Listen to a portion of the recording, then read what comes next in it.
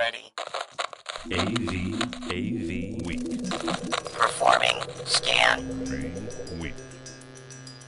Online. This is AVWeek. AVWeek.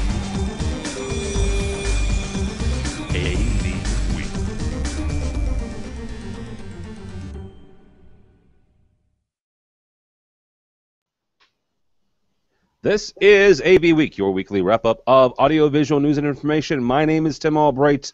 If you're watching this live, good afternoon, at least in the Central Time Zone and also in the East Coast. So we have someone from the West Coast. It's still morning there, so thank goodness he's had his coffee. Speaking of that, we'll get him on first. Roger Tekis is from Atlanta. How are you, sir? I'm fantastic this morning, Tim. Thanks for having me. It's still morning. Also with us is Victoria Ferrari. I got to meet Victoria. How are you, ma'am? Good. Thanks for having me on. I got to meet her at Infocom. We got her a nifty little AV Nation shirt with a red band on it. So, Victoria is from Synergy CT down in Texas. So, and last but not least, a gentleman who I reeled into writing a blog this week because we wanted to talk about something specific. His name is John Green. He works for Advanced AV, and he wrote a fabulous blog, and we'll talk about it. How are you, sir? Wonderful. Ready for it? As we spoke earlier, we had a little bit of technology challenges, but I'm here. Oh, yeah, John's computer was up on the rack 30 minutes ago, so yeah. But that's why we have technicians and smart people. Right. That's exactly right. And a shout out goes to those. Yes, absolutely. Gift card in somebody's future, I believe. Yes. It's like the network administration day every year. You have to get those people something for that. Otherwise, right. Right. There's some privileges are cut off. Yes, all of you. All of our podcasts are brought to you by the fine folks at Middle Atlantic, middleatlantic.com. What great systems are built on. We'll talk about those guys in about 20 or 30 minutes or so. All right, first up for us is the news out of our buddies over at CE Pro. Samsung is buying the smart home company Smart Things. First of all, purchase price $200 million. And I am in the wrong end of this business. John, we'll start with you on this one. Here's the thing. The whole Internet of Things and that buzzword, and I'm trying to stay away from that, but it kind of pulls us towards that the story does. Where do you think Samsung is going with purchasing this? Are they trying to get with the smart TV now and purchasing the Smart Things company? Are they trying to get more and more integrated, kind of an Apple-ish type thing? Well, it's funny, my take on the Internet of Things, especially when you have an organization like Samsung or even an organization like Panasonic, you have so many multi-layers of organizations that I'm not quite sure whether they want to sell TV sets or they want to sell refrigerators. Yeah. I mean, that's, they realize that there are devices out there and there's certainly going to be apps driving those different devices so things can communicate together. We see it in the AV industry on a regular basis. I mean, you're going to walk into a room and you're going to want your iPad to work, or you want to walk into a room and you want everything to work. We're used to that, and it's just going to the home market right now. And what's interesting to me from this perspective is there is going to be that demand. I mean, we are often driven in the professional marketplace by a consumer market, and that comes and goes. The Internet of Things is going to cause that to happen. Reading the article and understanding, somebody walking with a watch, and it reporting back, oh, you should have run out and got milk. Or or flashed up on a screen when you sit down with your sandwich and your beer and you're ready to watch the football game and says, hey, you want to buy tickets to the next week's game. It's all going to be blended together. That's what I see, and I see it even on the professional side. And I think that people like Samsung see it, and they get to decide, whether, like I said earlier, whether they're going to sell refrigerators or TV sets. So I didn't think about the whole wearable thing. You mentioned the watch.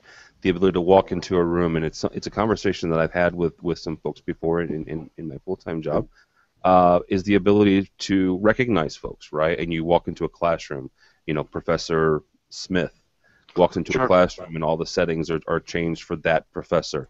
Or you walk into you get home, right? And you walk into the house and your kids have one set of abilities, and you have another set of abilities. It's even it's the future. Obviously, I grew up in a time when the Jetsons was the king of the technology, leading, the roadmap. But literally, that's what's supposed to happen. Again, as I precursor this whole thing, I went to my computer today. I pressed a couple buttons, and it didn't work. Yeah. That's a frustration that everybody's going to see and feel. I guess my only thing on the consumer side is, what's the expectation? Do you expect your refrigerator to send you an email, and what are you going to do with that information? And is that really pretty annoying? Those type of things, but we'll see. It's interesting. That's for sure. Yeah. I tell you, I look at it from a little bit different perspective from my past at Crestron before at Lona, and I'm looking at this thinking, I think Samsung got a bargain at $200 million. Compared to what Apple's paying and what Google's paying for similar technologies out there. There's no doubt about it, Samsung doesn't want to be left in the dust. And they're doing everything they can right now to keep up with Apple, to keep up with where Google is, and to make sure that they stay relevant.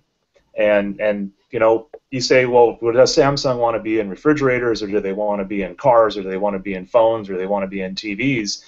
Look at where Apple is. Apple's everywhere right now. And Samsung is doing the best they possibly can just to try to keep up. And for $200 million, if they acquired some patents in this as well, because that's another thing that Samsung runs into all the time, especially in their competition with Apple, and Google as a partner with Samsung on that, they're constantly trying to figure out how not to get sued. Otherwise, the trucks with the nickels are going to start backing up to Apple again in order to pay off those lawsuits and the billions of dollars and causing problems with the U.S. Mint. Yeah, and that's a good point. Is I didn't even think about the patent side of this. They probably, it is a good deal, and especially if they got a nice patent portfolio. Victoria, when it comes to not just home AV, but also, let's be honest, we some of us at least put or design Samsung displays inside courtrooms and boardrooms and stuff like this. Where is that going to take Samsung in terms of pro and residential AV? Where does that put them in the grand scheme of control and automation? I guess I don't understand the question. Sorry. Well, since they're buying smart homes and they're possibly going to integrate that into their already existing infrastructure and their already existing products, do you think maybe that would help them? Let's say you put a Samsung display in a boardroom. Would that help them maybe control everything else, or is that just they're going to keep that in more residential and stay away from Pro AV? I think it could potentially open the door there, but I've seen a lot in the industry that people don't like change. It's easy to just design kind of the same thing over and over again. Do what you know, and the techs are familiar with it. The design engineers are familiar with the control that they've been using. I definitely see Samsung as a player on the residential side and the consumer side. I love Samsung products. I have a Samsung phone. I have a Samsung printer. I almost bought a Samsung fridge. I have one of their LCD panels in my house. So, I think that they're definitely giving Apple a run for their money on that side, and they could potentially get into the pro side, but that would take a lot more work on their part. Yeah, I think so as well. That's the one thing about moving between residential and pro is it's sometimes difficult. That article, not to interrupt you, Tim, but that article that you passed out there that we looked at, it talked about a little bit of the area where we're getting into these smaller markets in the residential area and all the different players in that, and that residential market really has an opportunity for the do-it-yourselfers, like it said. And these do-it-yourselfers are looking for a really inexpensive way to do things. And being a former Crestron guy, I've got a lot of Crestron in my house still. I know the people at Lona would like me to replace it with Lona, but my wife says you're not replacing it as long as it works. So She knows what I went through in order to get it working. But it all works. And for those do-it-yourselfers that don't have the ability to program Crestron or AMX or anything else out there, that's going to take a lot of time. If Samsung can turn a light switch on and off from your phone or your TV remote, they're going to be looking for that. Just like if Apple can do it, because we all know that Apple's going down the same road. So it's that battle to get everything in the home, not just the one device here and there. And that's why I really look at this, and I think Samsung made a great purchase at a bargain discount compared to what the industry's been paying for these days. Well, and Roger, that kind of leads us to another question that we've asked on this several times before when it comes to the app-driven, smart home. And I'll ask you three here, and anybody who wants to comment on it. Does that not lead us to the app version of the too many remotes then? Because if you've got an app that runs your lights, and an app that runs your TV, and then another app that runs your stereo, and another app that unlocks your doors, you're basically got a page full, or if you're if you nest them into one folder, you have a folder full of control apps, which is not as unsightly as a basket full of remotes, but it's still kind of the same concept, isn't it? Well, I'm going to jump on this one. On the control side, I walk into my boardroom, and it's while I don't have a variety of apps nested in one folder, I have 20 pages to get to the page that says volume up, down sometimes. And the problem is that we design systems on the pro side for, hey, this is going to be a cool thing to do. Let's bury it here. And at home, and that's what I was alluding to earlier. I think that there's a fair amount of, I just wanted to do this, this, and this, and I'm happy. So having an app that is the master of all, sure, And I think that the other danger of that is my teenage son would probably take on that challenge and bring them all together because he's being taught coding at a high school level now. So there's that weirdness about it. I want to go back to another comment about the Samsung. We do relatively high-end conference enterprise level selling, and we just put out a project for probably was worth about $1 million worth of conference rooms. And the pushback comes from an end user. Well, I can get the Samsung. And you sit there and you say, you're going to save $50 a set times 20 sets. Is that really the bargain that you're looking for? And then you have to go into the conversation, well, it only has HDMI and we have to change our entire wiring structure. All that weirdness is coming at us hard and fast. So we've whether Samsung fits the pro market, the customers are getting to decide that conversation daily. So. Yeah, one of the areas there, as you bring that up about the apps and all that, I've made jokes about this over the years. If you start to just try to control your home or your office with apps, all you've done is turn your smartphone into a universal remote control, right, where you've got to push the button in order to get to the buttons that you want to use to control things. That's not a solution.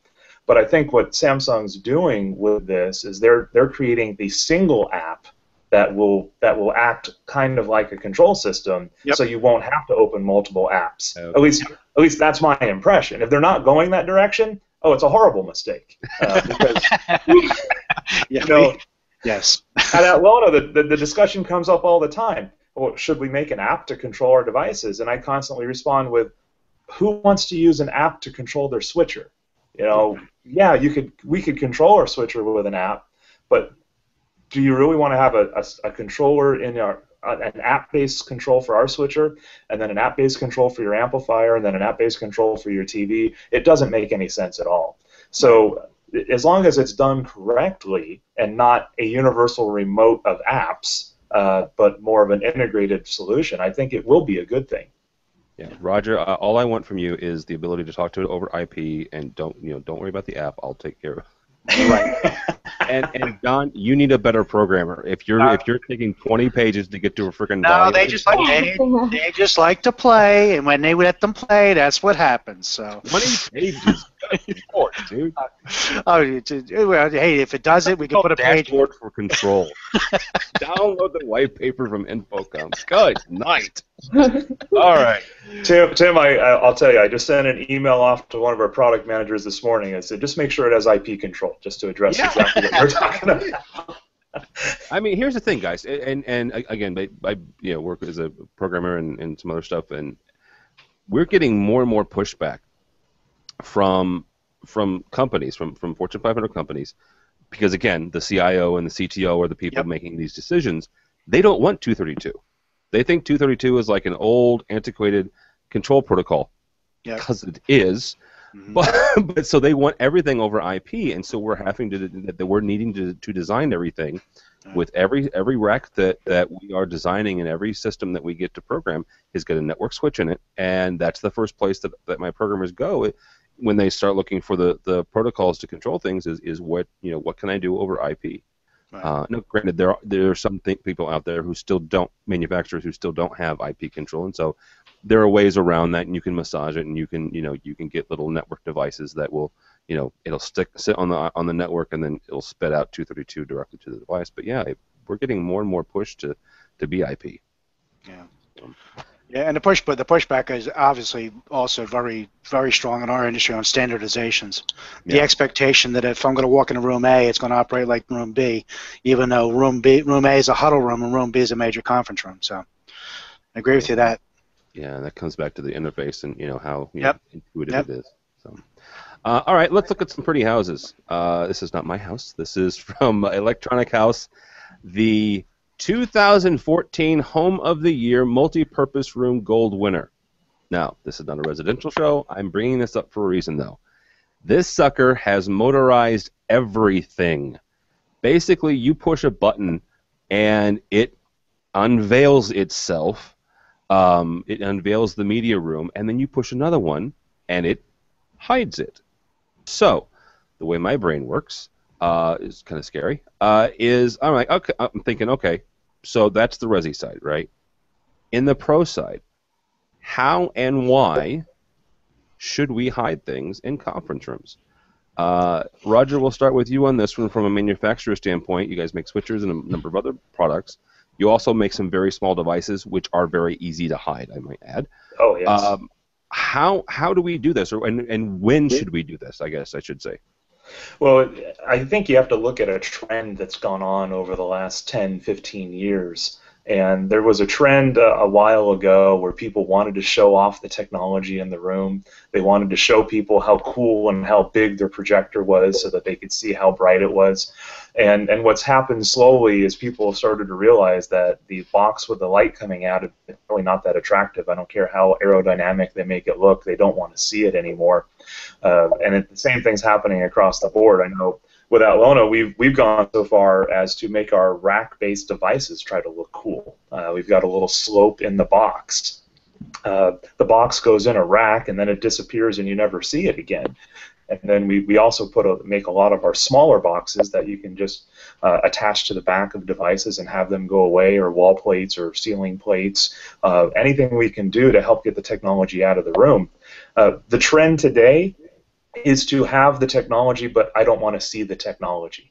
And that's why companies like Atlona are in a fantastic position. As we're distributing everything over HDBaseT, bringing over a single twisted pair wire into the room to a small receiver box behind the display, behind the projector, wherever it may be, we're taking that larger technology out and bringing it smaller with fewer wires, and we're delivering what people want to see. I love that article because it's something I've been talking about for years. We've gotten to the point where really everyone wants everything. No one wants to have a room without everything, but no one wants to see a thing. If they're not using it, they don't want to know it's there. Yeah, exactly. Yeah, I totally agree. I think aesthetics are important, especially in like executive boardrooms and places like that.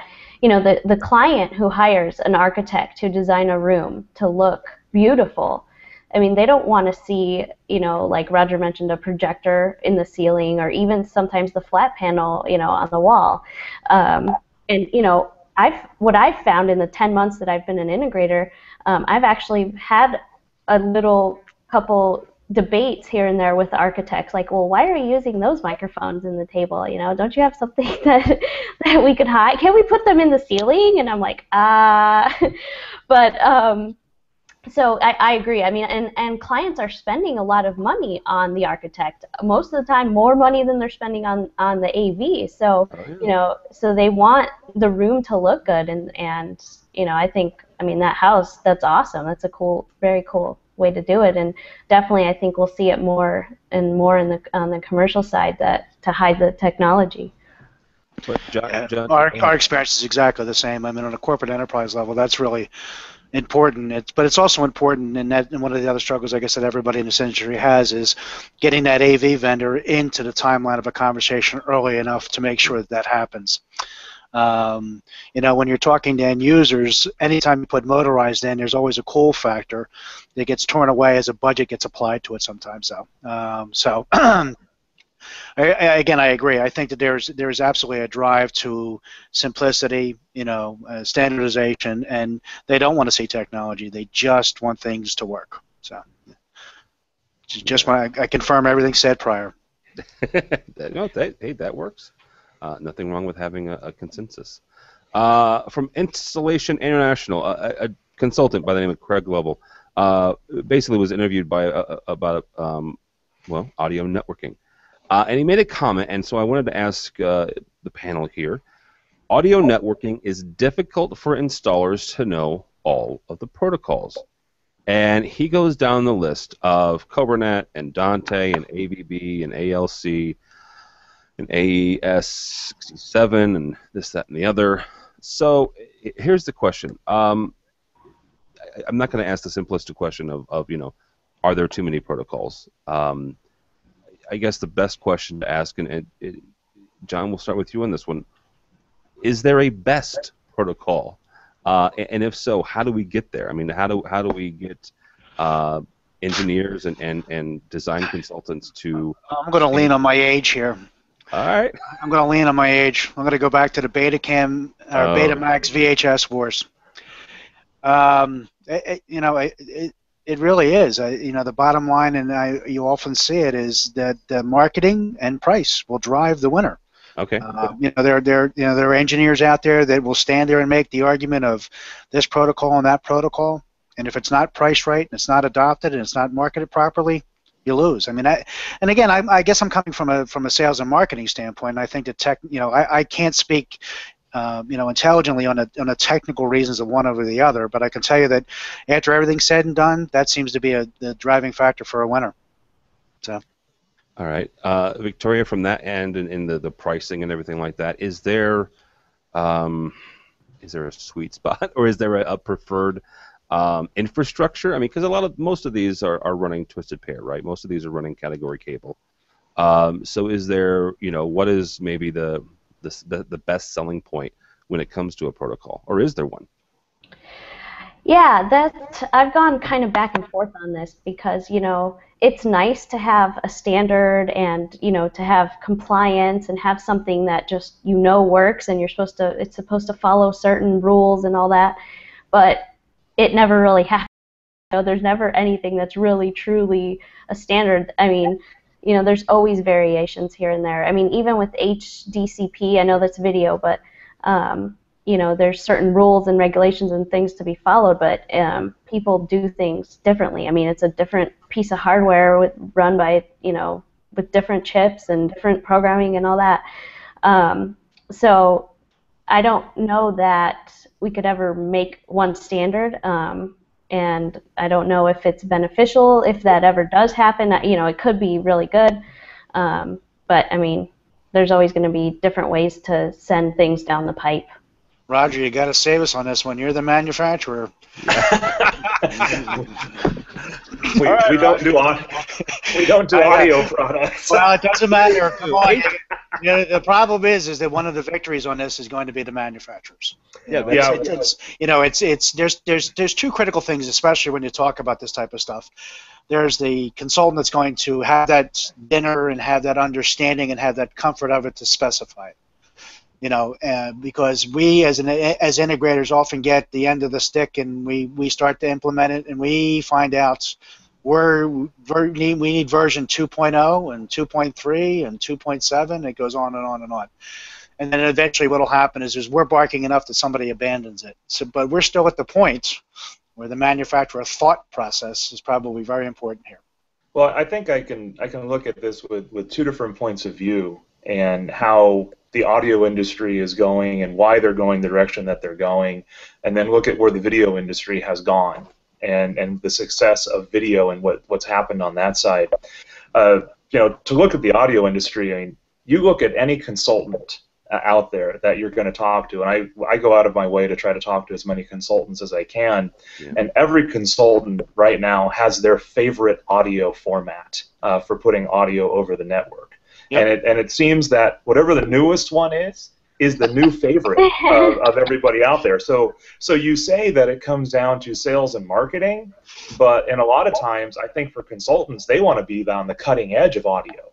They don't want to be left behind. If someone's going all digital over IP, well, by all means, I've got to go all digital over IP. And that's where a standard is really not able to take hold, because everybody wants to try to continue to be cutting edge and more cutting edge and more cutting edge. And eventually, that's why we've got all these splinters, because everybody wants to do something different and they want to be more advanced than somebody else, which is creating this just plethora of people out there and plethora of formats that are out there on that side.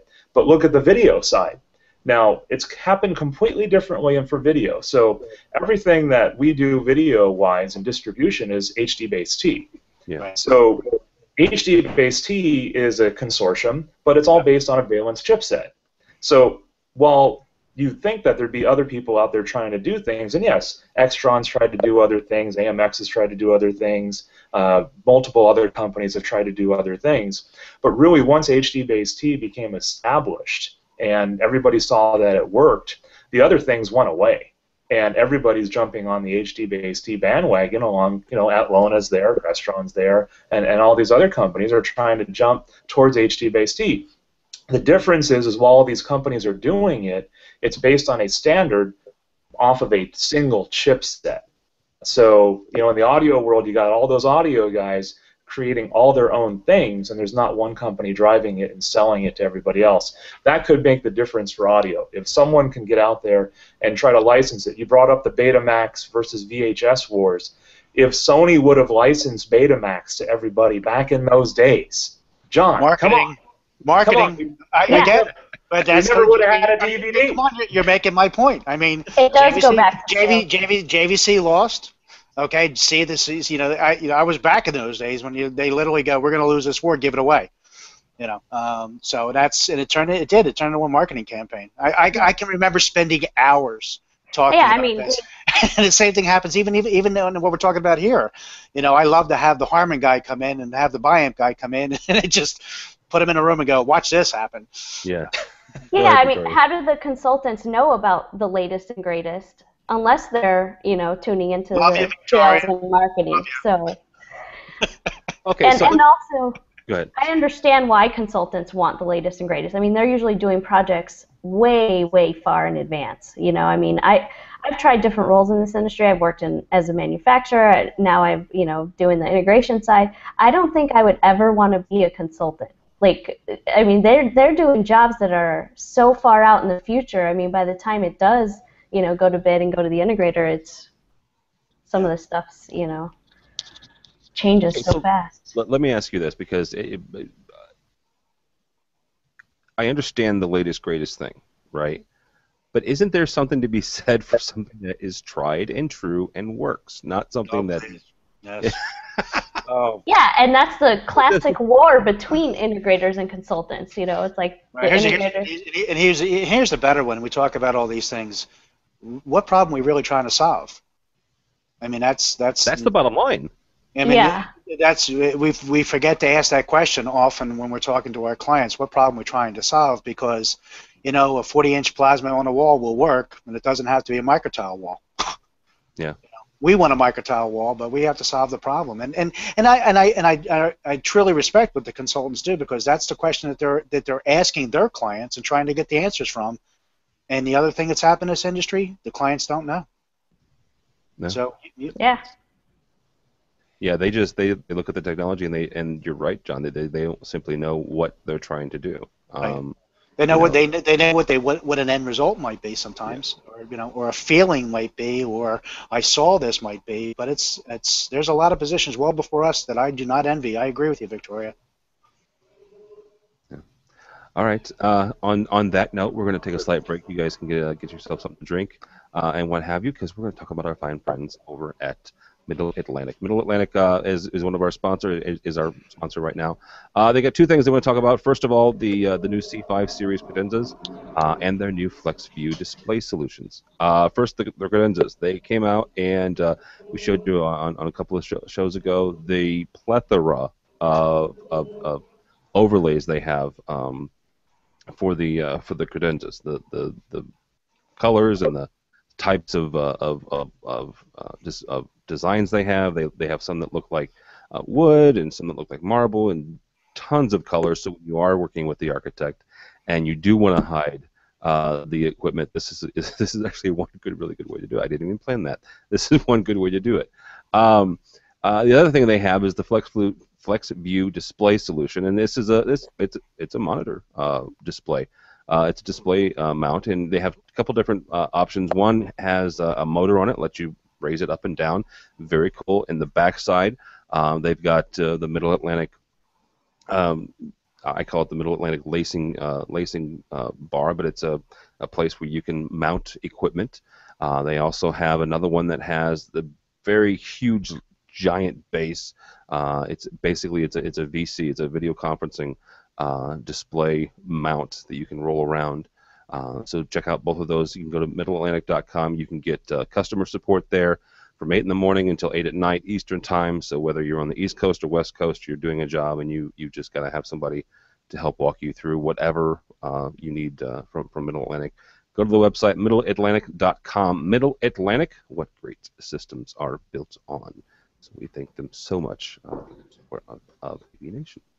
All right, from Innovate on the Net, .net, the world's first projection mapped display unit, and I'm going to see if I can show this on the video portion. If not, we'll just simply describe it. But basically, this is a, there it goes. There we go.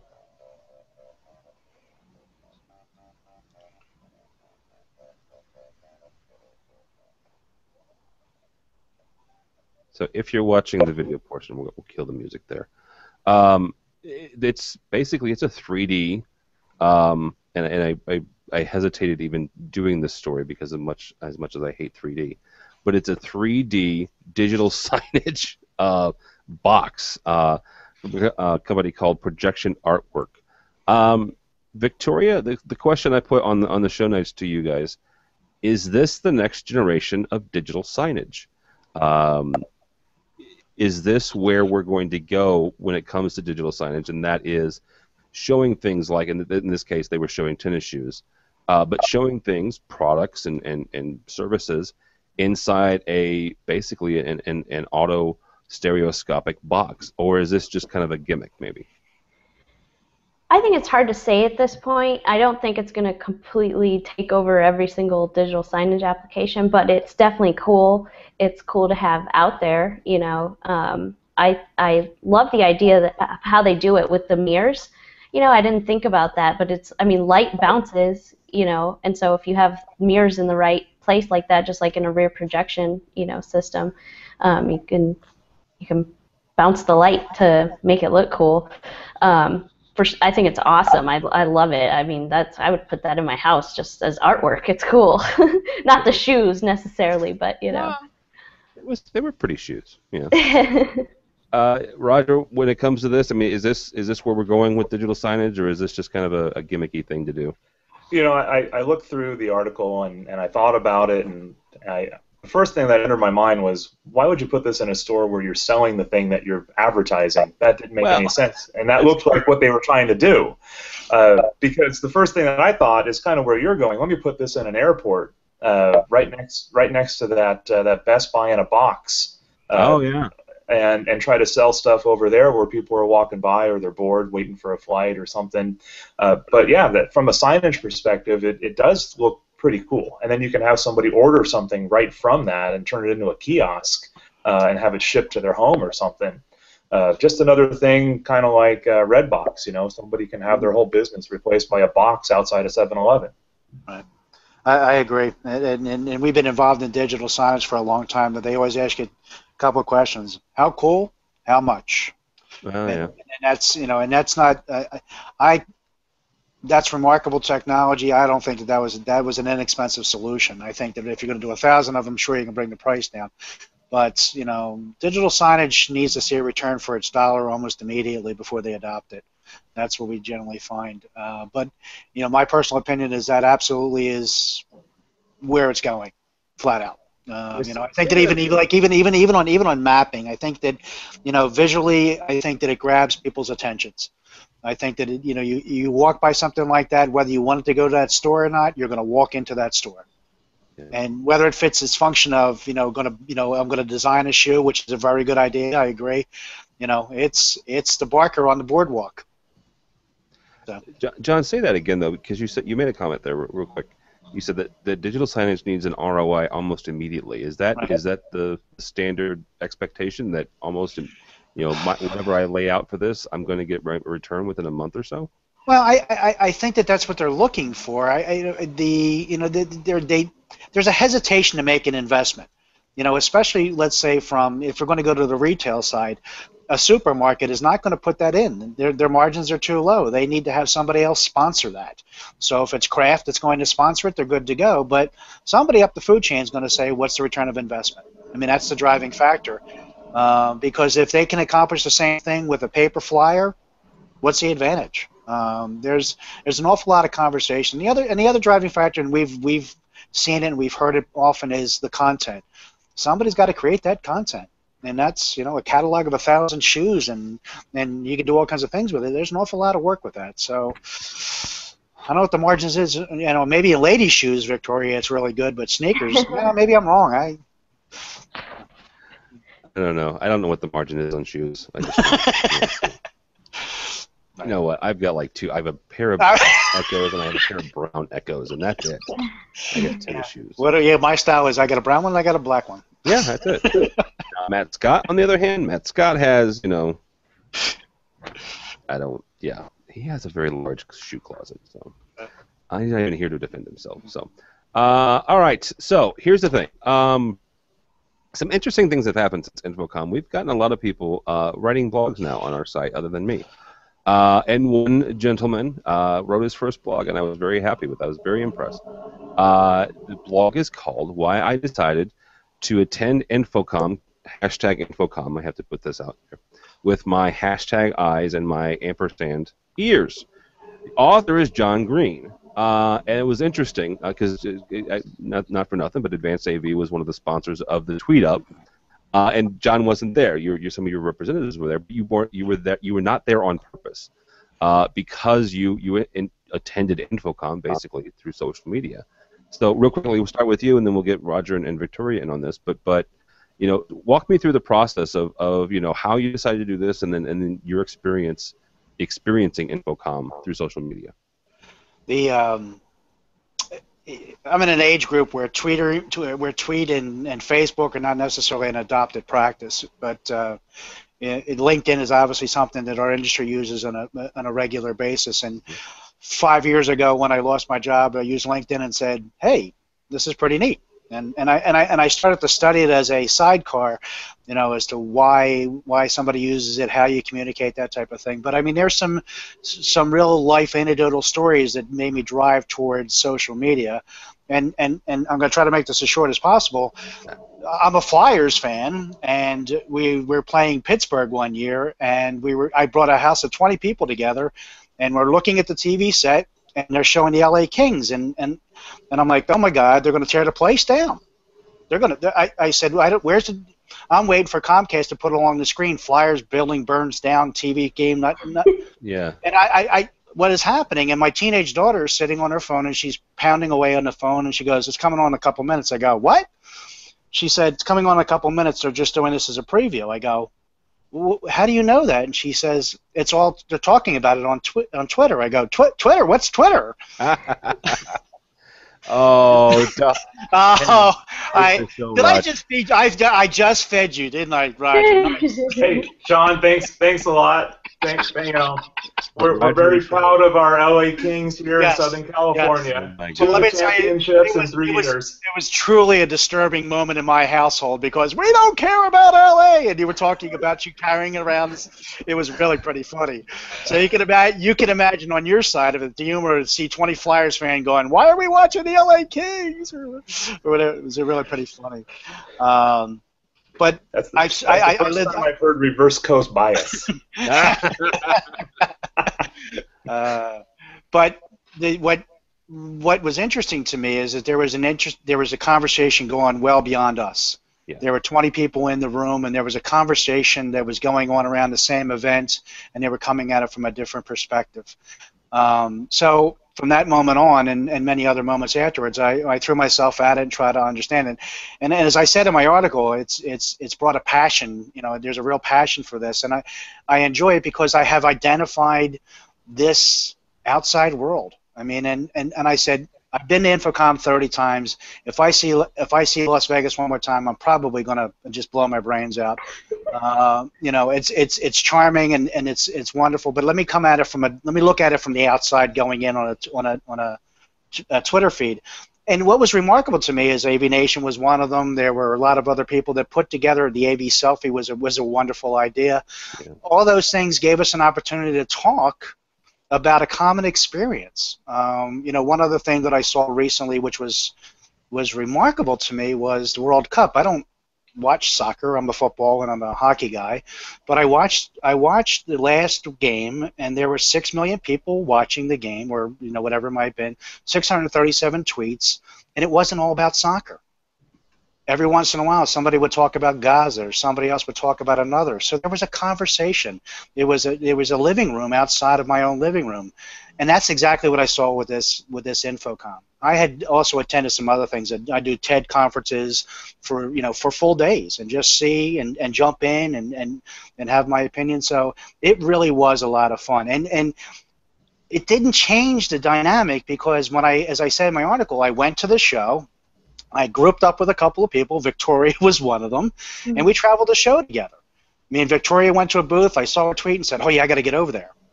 And I would go to the website, and I would go to the tweets, and I would follow those people, and it was like, oh, that was really good.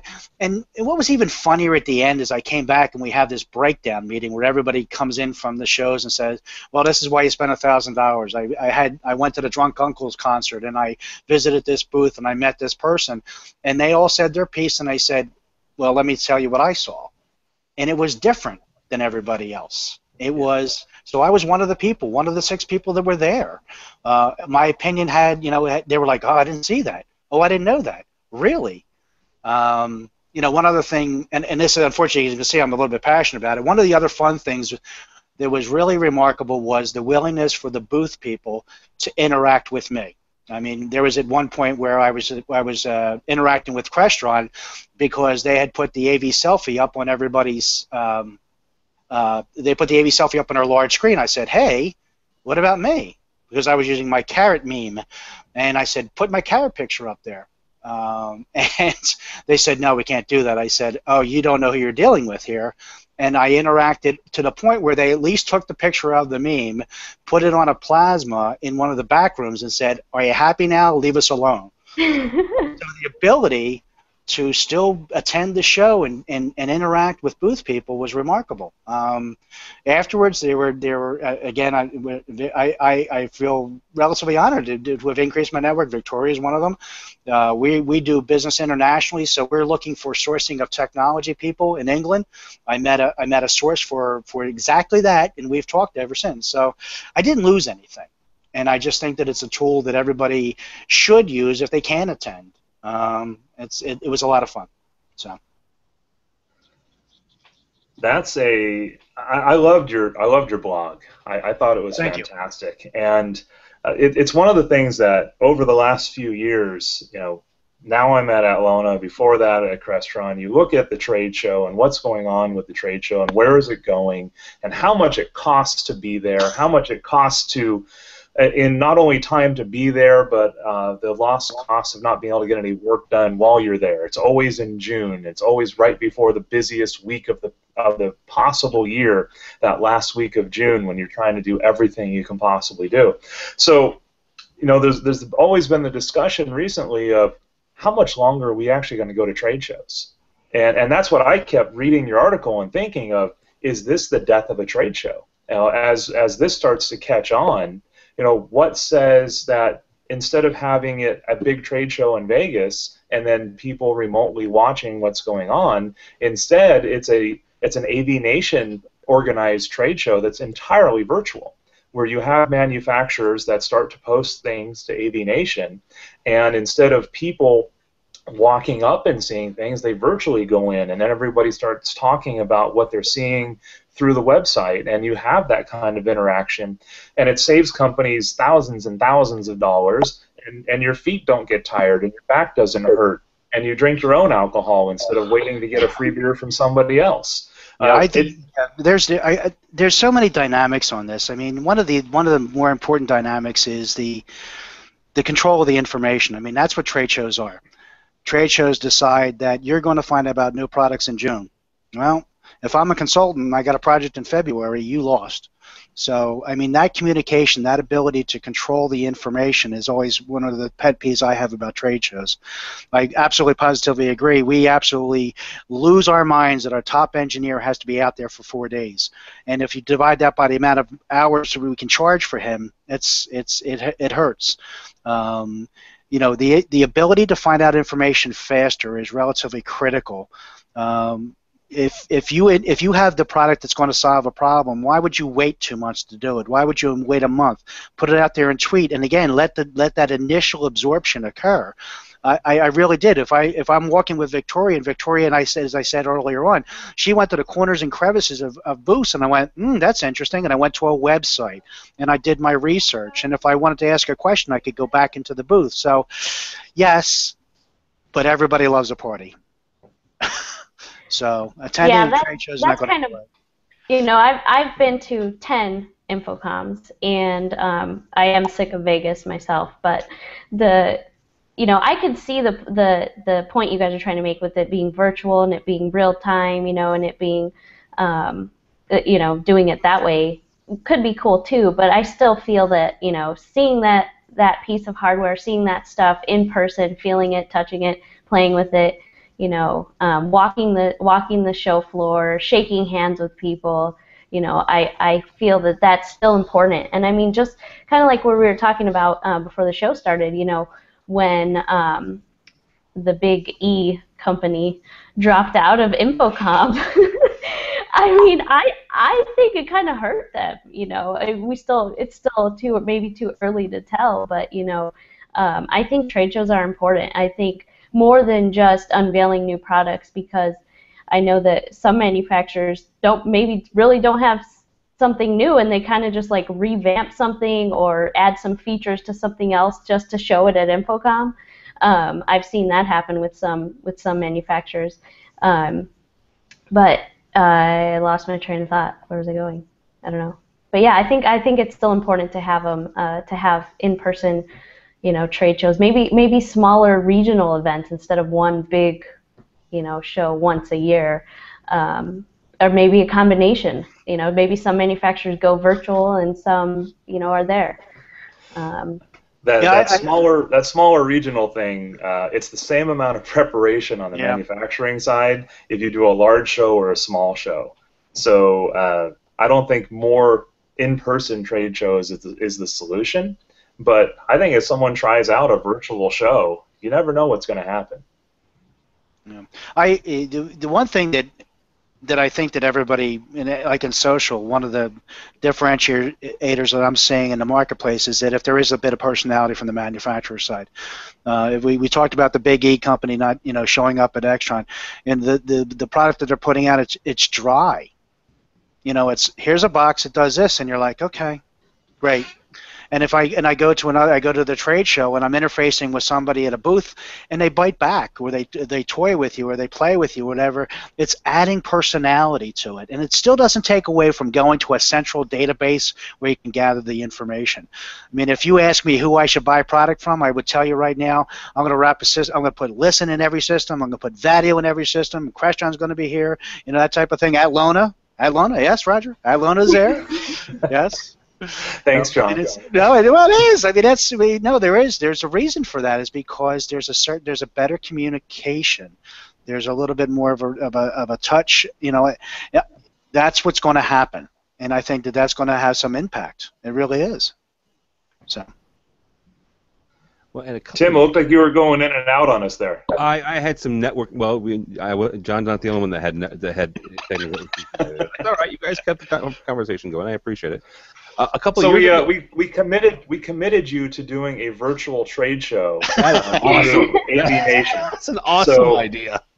So in January, in January, AV Nation is going to host the first ever. Did I just go away? No. Yes. He just went away. Somebody did. Something happened on my side. Okay, so an AV Nation in January is going to have to host the first ever virtual AV trade show. Okay, that'll work. Now I will say it's not the first one though. A couple years ago, tried the same thing.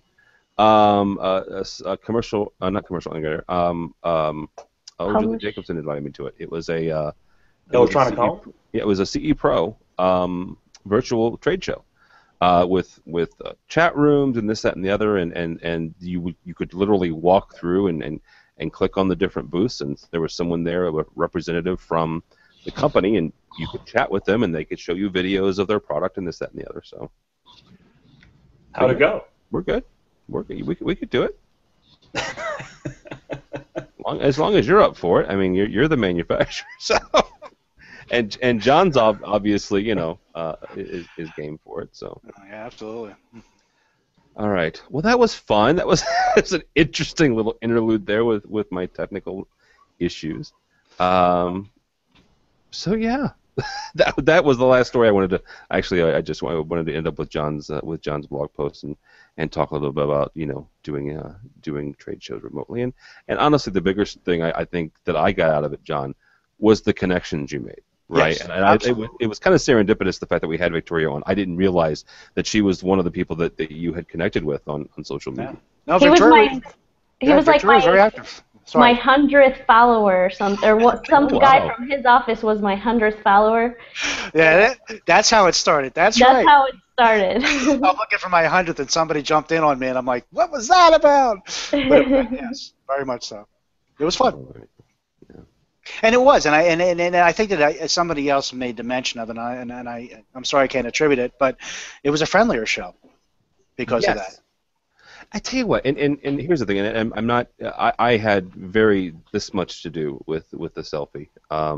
Chris Netto is kind of the spearhead for that whole thing. That whole experience, right, and everyone taking selfies, and actually got a very nice one with Victoria. At one of the booths, and it just made it more personal, right? It made it more fun. And then the times we got to play the video, and now it's on our YouTube channel. Well, I know how to get the next winning AV selfie. I just got to bring the Queen along with me, apparently. Well, no, we got you. We got yours in there with the carrot. The carrot's good, but I think the Queen. If I bring the Queen and get her photobombing me, I think I win. Well, that's fine. We will be doing it though at the CEDIA show. We're AV Nation is covering CEDIA for the first time, and as we speak, Hi-Fi Phil Cordell is rewriting it and reproducing the AV selfie song for CEDIA. Oh, cool. So we'll be doing that. So Roger, does Atlona? Here's the thing. I've never done CEDIA, so I keep asking my manufacturer contacts. Do you guys do CEDIA? Yeah, actually, we do CEDIA. Our residential business is quite strong. Our booth will be similar to what we had at Infocom, but with different content. Okay. Very cool. Now, is that, again, I don't know these things, is that a show that you would go to, or is that more a whole different group of folks? Now, since I'm on the commercial side of our company, I have nothing to do with CEDIA and a trade show that runs into Saturday, luckily. Well, a trade show that runs into Saturday during football season in Denver when there's a Denver home game. Oh, at least there's a home game. You have an excuse to go watch a football game if you're from Southern California. Good luck getting tickets to that. Actually, our buddy Matt Scott, who I mentioned, is a good size residential and house of worship dealer, and that he goes to CEDIA House for years, and he's actually going he's going to CEDIA, and then he and his dad are going to a Denver Bronco game. Is there any insight as to why Colorado all of a sudden is picked as all this good location for shows? Any driving factors for that? None at all. You trying to say something, John? Engineers. I'm just asking. I've been over social media, so I don't know what's going on. I mentioned to my wife that we're going to CEDIA, right? And we're going to tweet up again, and it's in Denver, and certain things have happened. Somebody, legislation. Please give me the hashtag so I can catch those hashtags later on in the day. Keyword hash there, John. Yeah. All right. I'll be here all week. On that note, Should close it out. Middle Atlantic is so proud to sponsor this program. John Green, thank you so much. Thank sir. you. This has been fun. The blog was great. Thank you. I appreciate that. How can people find you or Advanced AV or both, actually? Well, again, our website is www.advancedav.com. Relatively simple for that. My Twitter handle is @jgreen6. That's GREENE 6. I put it together just because that's how big my family is. That's simple as that. So. Oh, good deal. Yeah. All right. Roger Tekis from Atlona. We were talking. A lot of my good friends are starting to work at Atlona, so you guys are making some noise. How can people find you or Atlona? Well, we're happy to have your good friends over working with us now, and if you know more good friends that are on the East Coast that want to come work for us, I'm looking for a regional sales manager on the East Coast right now. So please send them my way. Okay. If you're looking for Atlona, you can find us at atlona.com, and if you should desire to follow a Twitter feed that doesn't get very much activity, you can follow me at @LonaRoger. Okay. I thought you were going to throw your Atlona's social media people under the bus. It's like No, Atlona actually does a very good job on Facebook, on LinkedIn, and on Twitter. They do a really good job, but you can follow me and not see anything really if you'd like. I'm not very good on Twitter. Come to the dark side. Right. You know what? Twitter should just hire John. I gotta tell you. Even my teenage daughters just look at me and go, "Stop! Just stop." All right, and last but not least, Victoria Ferrari from CT, from Synergy CT. Thank you, ma'am. Yes, it was fun. My Twitter handle Victoria0429. You can be my 145th follower. Is there a price for that, Victoria? Yes, one unlimited supply of my tantalizing Twitter feed. Hey, wait! That's what you promised me too. Well, I guess we'll see everybody at InfoComm. We're going to be at InfoComm, the regional show in Philadelphia too. So. Oh, very cool. Cool. Yeah, looking forward to it. Yeah, I'm going to try the hashtag CEDIA thing. I'll maybe follow CEDIA a little bit and see. Okay. I'll try your method, John, and see what it's like. We should just get on the phone and just talk to each other. So about that, I agree. There's always that. Yeah, you can always just talk instead of virtually talk. Hey, if you want to see me next week, I'm going to be in Boston next week at the Campus Technology Show. That's a great show. Yeah, well, I'm going to be there. If you're going to be in the area, come by. We have representation going up there. That's next week, right? Yes. Yep. I'll be there Tuesday and Wednesday. I may actually chase somebody over to you. Excellent. I'll be with the FM Valente booth. Okay, got it. Good people. Very cool.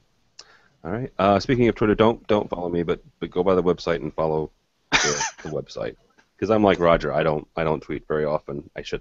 I do, but as AV Nation and a bunch of other people. So yeah, my personal Twitter has suffered. Let's just say that. But go by the website if you would, avnation.tv. avnation.tv. This show and a host of others. The boys from the AV App Show have recovered from InfoComm, and they just posted a brand spanking new one yesterday.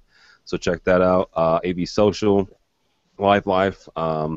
Projectors. We've got a show about Pico projectors, one about lighting, all sorts of stuff. So yeah, go by the website. And now featuring a handful of bloggers, John included. We have one from Bradford Ben. Our buddy Harry Mead did his swag report from InfoComm 14 with a table full of swag that he got at different. It was very enjoyable. Yeah.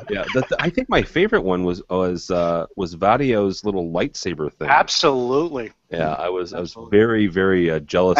And you need to know that I'm actually tweeting them to death right now, going, "Where's my care package? I know I didn't go. Where is it?"